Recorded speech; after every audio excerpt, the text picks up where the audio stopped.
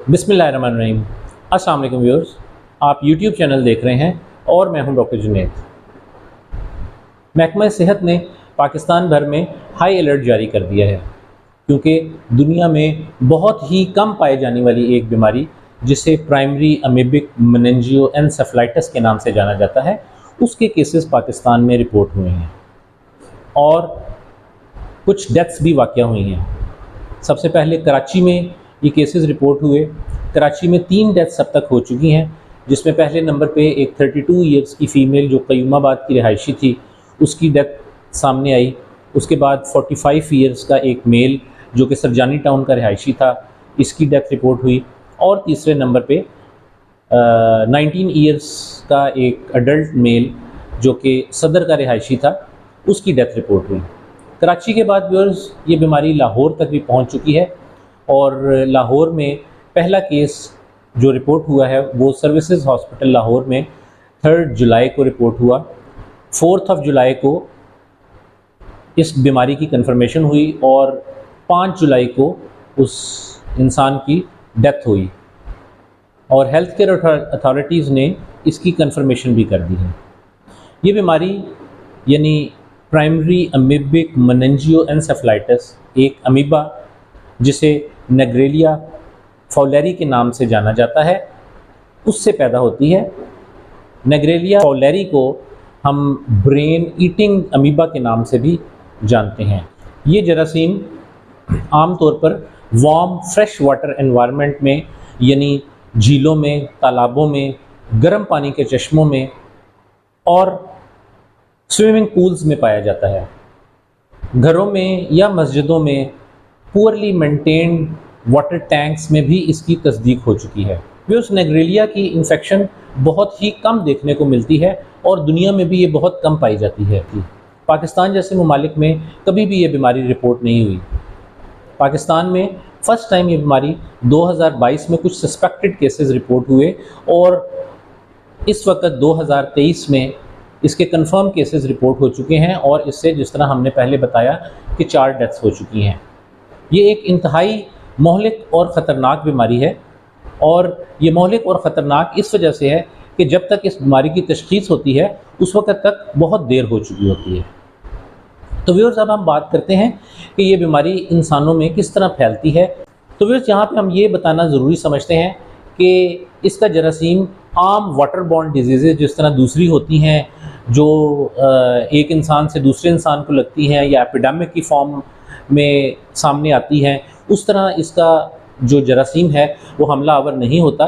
इसका एक ही रूट है, ये नाक के ज़रिए इंसान के जिस्म में दाखिल होता है और ख़ुसूसन उन लोगों में जो लोग स्विमिंग करते हैं या डाइविंग करते हैं या फिर एक ENT का प्रोसीजर है जिसे नेज़ल इरिगेशन कहते हैं।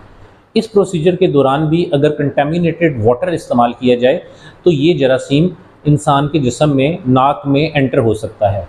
नाक से ये जरासीम इंसान के दिमाग तक पहुंच जाता है और दिमाग में ये इन्फ्लामेशन और टिश्यू डिस्ट्रक्शन काज करता है, यानी कि ये दिमाग को खाना शुरू कर देता है।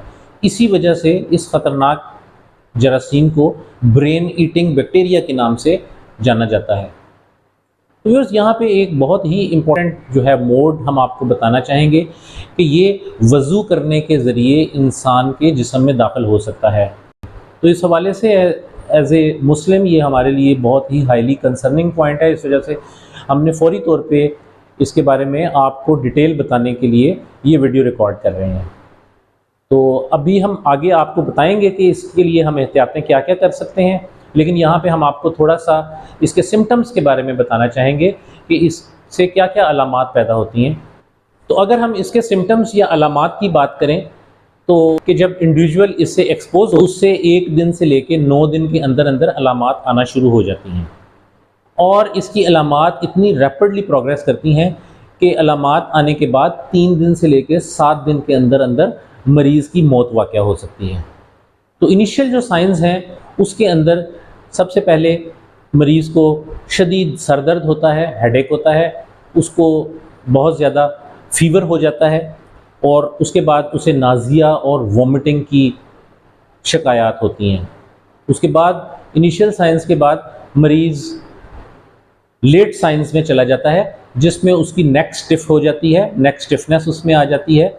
उसके बाद जो है वो उसको सीजर्स यानी कि उसको झटके लगना शुरू हो जाते हैं, हेलुसिनेशंस या ब्रेन की प्रॉब्लम्स होना शुरू हो जाती हैं। उसके बाद कन्फ्यूजन की स्टेज आती है, कोमा की स्टेज आती है और अल्टीमेटली मरीज़ की डेथ हो जाती है।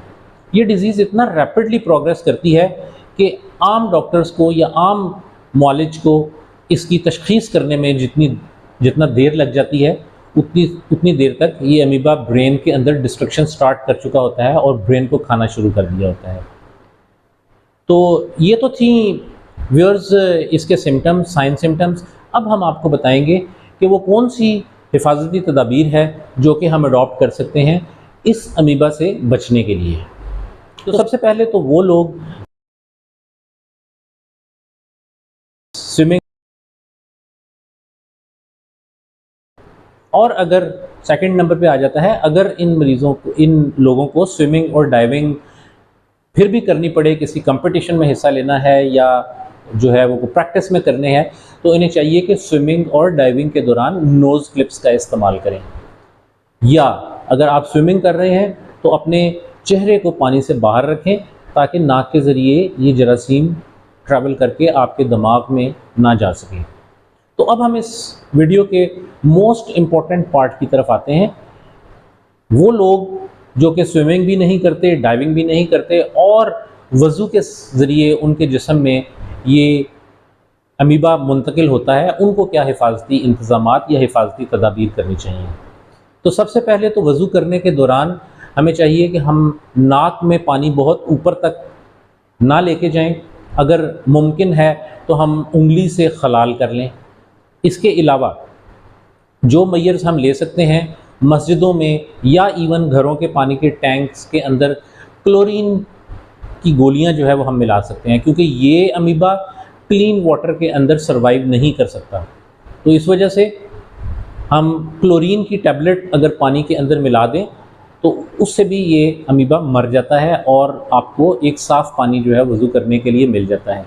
क्लोरीन की टैबलेट 0.5 मिलीग्राम पर लीटर के हिसाब से बाज़ार से आम मिल जाती हैं और ख़ासी सस्ती भी हैं।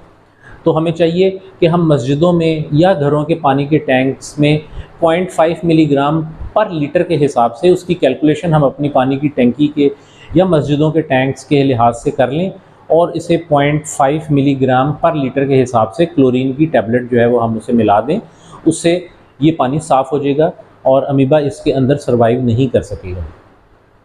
अब अगर हमें क्लोरीन की गोलियां नहीं मिलती तो हम जो घरों में ब्लीच इस्तेमाल करते हैं, उस ब्लीच को भी हम इस्तेमाल कर सकते हैं। उसकी भी एक जो रिकमेंडेड मिकदार है वो हम पानी में मिला के पानी को क्लीन कर सकते हैं और उससे वज़ू किया जा सकता है।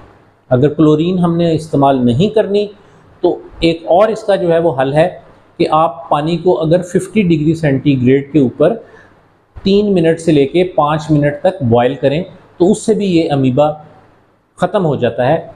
उसके बाद उस पानी को ठंडा करें और उसको वज़ू करने के लिए इस्तेमाल करें।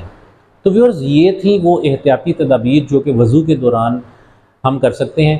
ये वीडियो हमने ख़ुसूसी तौर पर इंसानों की जान बचाने के लिए बनाई है, क्योंकि हमें बीइंग ए मुस्लिम दिन में 5 दफ़ा वज़ू करना पड़ता है। तो इस वजह से हमें चाहिए कि हम इन एहतियातों को ज़रूर मद्देनज़र रखें और आप लोगों से ये रिक्वेस्ट है कि इसको सदका जारिया समझ के इस वीडियो को ज़्यादा से ज़्यादा लोगों तक पहुँचाएँ, ताकि ज़्यादा से ज़्यादा लोग इस जरासीम और इसकी एहतियाती तदाबीर से वाकिफ़ हो सकें और अपनी जानें बचा सकें।